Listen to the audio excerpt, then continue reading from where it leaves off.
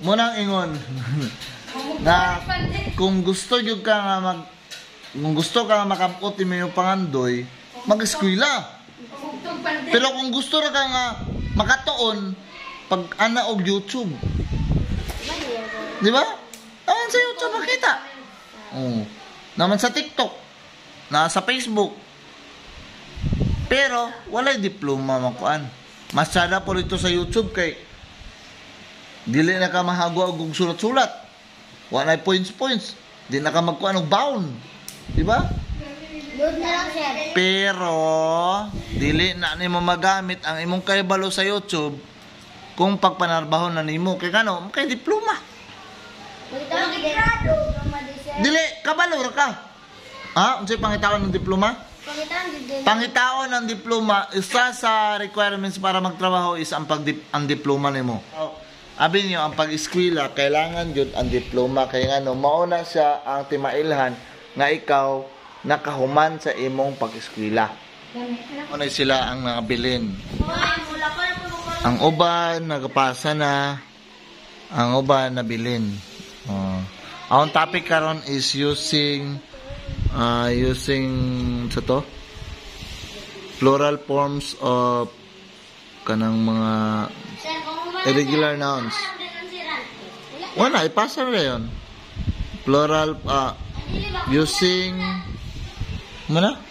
Ang A, independent practice. So, kani sila may nabilin.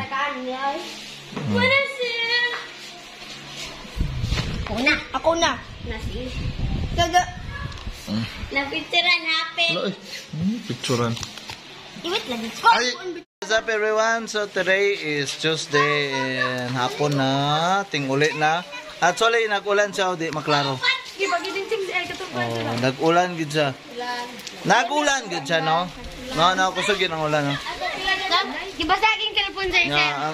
Ang kwan dira, nagbutas ng liko. Sa nagbutas sa badaan. So, mauli na mi. Kay, ano, hapon na po. So, dire na human ang atong Tuesday. What namin nga mo hinay na yung ulan. Ako nakabutas man ko.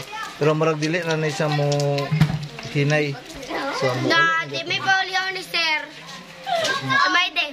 So, that ends karon na human ang atong Tuesday nga adlaw. Martes. Bye-bye everyone. Ugma na po to.